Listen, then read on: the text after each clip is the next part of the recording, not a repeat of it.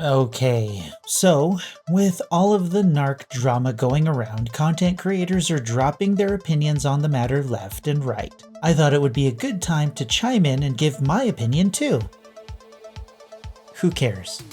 Let's talk about something that actually matters for Ashes of Creation: crafting. Specifically, low-level crafting. While the game is still in alpha, and systems like this are clearly a work in progress, I think there's room to highlight some key areas where crafting could be improved to better align with the vision Intrepid has for the game. Because right now, low-level crafting is useless. From what I understand, the crafting system in Ashes of Creation is designed to encourage players to gather materials and build up their skills right from the start. But in its current state, crafting at low levels feels more like trying to build a sandcastle with gold dust and a teaspoon. Slow, messy, and way too expensive to be worth it. In Phase 1 and 2 of the alpha, grinding mobs has simply been more efficient and rewarding. Starter gear is good enough to carry players well into higher levels, and some of my own guildmates didn't get an upgrade for their adventure gear until they were grinding in the high teens in Oakenbane, and it's easy to see why. The cost of materials, the time investment, and the quality of gear you can produce just don't stack up against the gear you can get from drops, or even from the basic vendor. Novice crafters are left trying to level their skills in a system that, for now, doesn't support crafting as well as it needs to in order to allow for proper testing of the economy. That's not a knock on the system, this is just an alpha after all, and that's the entire point. But with a few adjustments, low-level crafting could become an engaging and worthwhile experience that fits perfectly into the game's ambitious vision. The current economy of Ashes of Creation presents a real challenge for novice crafters. The cost of materials often outweighs the value of the gear they can produce, turning crafting into something more like a hobby for the well-funded than a practical path to progression and personal wealth. Take the marketplace for example. Players often sell hand-me-down gear drops that are equivalent or better than what low-level crafters can make. This leaves new artisans trying to compete with the drops and resales while struggling to justify their prices. After all, who's gonna spend 50 silver on a rare copper sword when they can just pick up a hand-me-down for half the cost or loot something comparable for free from a mob? And then there's the cost of rare materials themselves. For low-level crafters, crafting rare or better quality items requires materials that are not only scarce, but are also expensive. This creates a situation where crafting an item costs way more than it's worth, forcing players to either take a loss or rely on the guild to give them gold to continue crafting. It's a system that, with some tweaks like adjusting material availability, refining recipes, or even driving players to desire crafted gear over drops, crafting could become a viable and rewarding part of the game's economy the way it was meant to. The price of crafting is heavily influenced by the amount of gold circulating on the server and the perceived value of crafted items. But here's the catch. If something seems overpriced, players simply won't buy it, no matter how much effort and how many materials went into making it. Take a copper greatsword for instance. You could buy one from a vendor for a little over 10 silver. Crafting the same item requires 20 copper fragments, oak timber, and a basalt weapon mold. Copper is the real sticking point here. At low levels, it's rare enough to sell for far more than the cost of the vendor item, and that's before factoring processing fees and taxes. This leaves low-level crafters in a bind. They're spending more to make items that are the same value as those items worth on the market for way less. For some, getting gold from the guild might cover the loss, but that doesn't solve the underlying problem. Crafting at low levels feels like a gold sink that new artisans can't escape. It's not a deal breaker, but it's something that needs refinement. Adjusting resource availability and material costs could make crafting a more accessible and rewarding system for players just starting their artisan journey. If crafting is going to play a meaningful role in Ashes of Creation, a few things could make it feel more rewarding, especially for new players.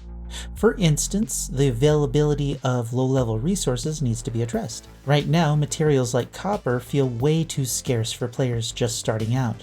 If these resources were more common, crafters could actually spend time leveling their skills without going broke. Then there's the issue of mob drops. Sure, it's great to get some useful gear from grinding, but when mobs drop uncommon level crafted gear, it makes crafting feel less viable. What if mobs dropped common gear for leveling up to a certain point, and then the other stuff like emblems or unique components were for crafters to craft better quality versions of that same gear or unique weapons that were dropped from bosses?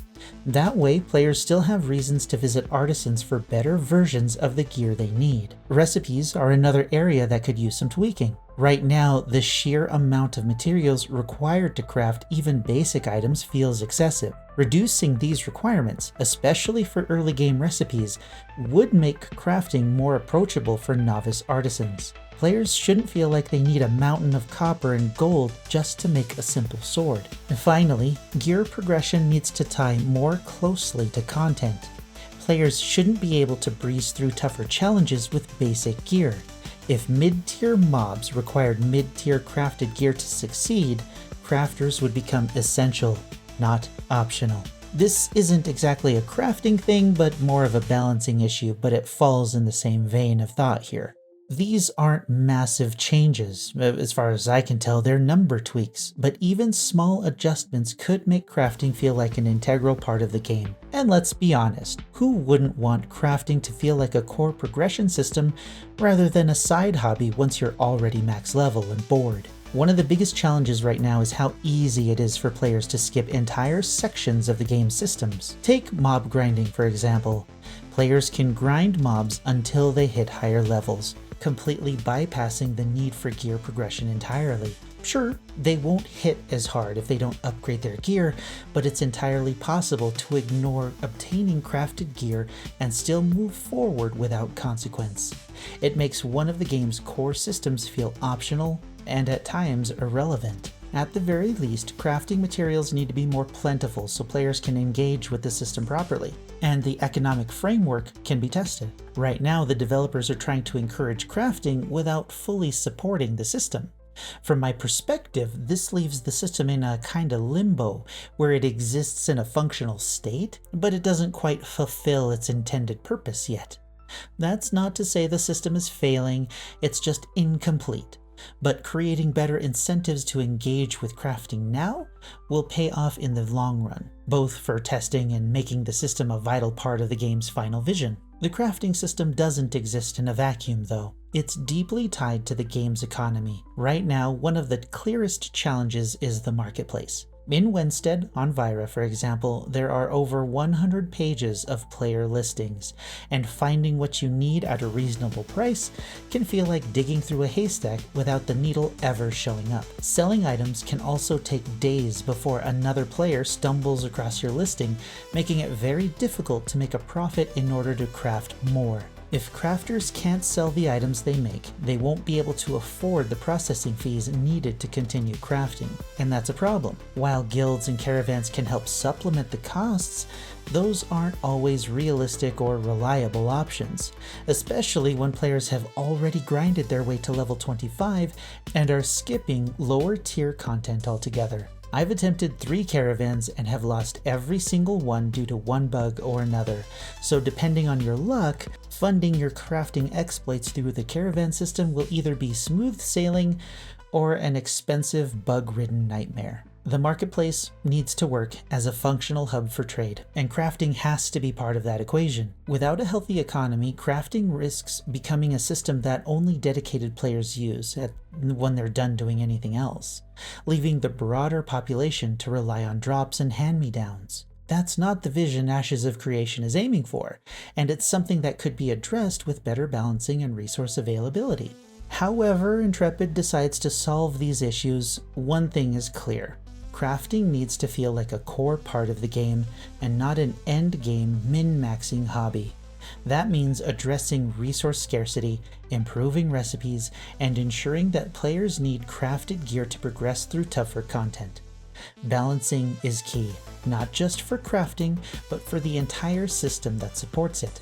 Copper swords, for example, need to hit the sweet spot, strong enough to feel useful, but not so powerful that they overshadow the need for upgrades.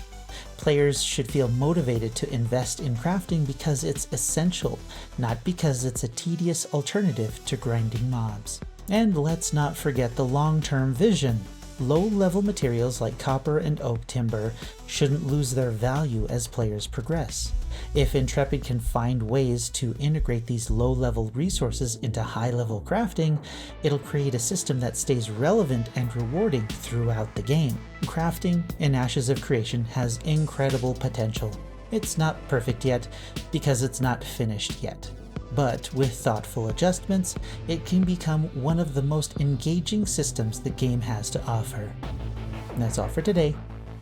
You're welcome.